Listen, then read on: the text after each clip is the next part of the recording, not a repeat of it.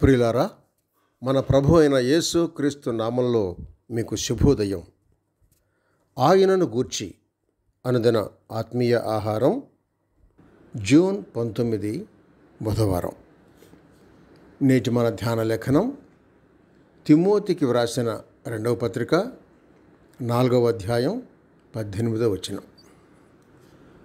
ప్రభువు ప్రతి దుష్కార్యము నుండి నన్ను తప్పించి తన పరలోక రాజ్యమునకు చేరునట్లు నన్ను రక్షించును.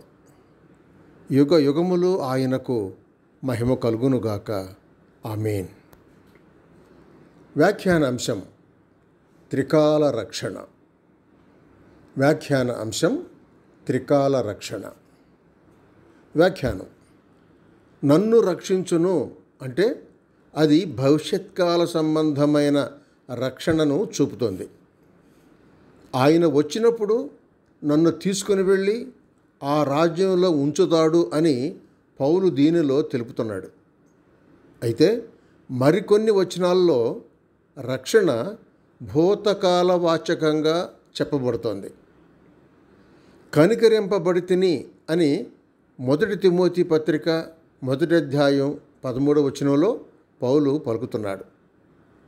నియమింపబడితిని అని 2వ తిమోతి పత్రిక 1వ అధ్యాయం 11వ వచనంలో పలుకుతున్నాడు.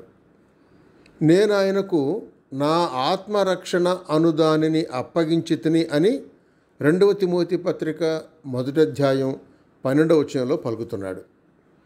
పరవశుడనై ప్రభువును చూచితిని అని అపొస్తలుల కార్యములు 22వ అధ్యాయం 17వ వచనంలో పలుకుతున్నాడు.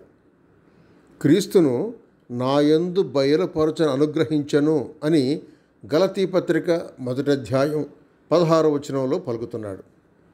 తీతుకు వ్రాస్తూ మనలను రక్షించెను అని తీతు 3వ అధ్యాయం 5వ వచనంలో తెలుపుతున్నాడు.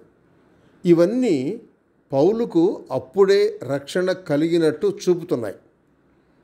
మరికొన్ని వచనాలు రక్షణ ప్రస్తుతం జరుగుతున్నది అని చూపుతోంది.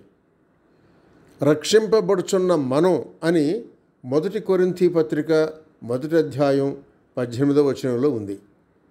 నూతన పరచబడుచున్న అనుభవము ఉన్నట్లు కొలసీ పత్రిక 3వ అధ్యాయం 10వ వచనంలో ఉంది.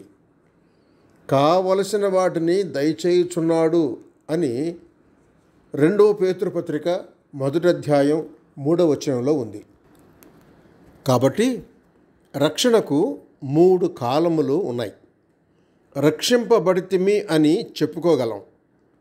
రెండవదిగా దినదినము రక్షింపబడుచున్నాము అని రూఢిగా ఉంది.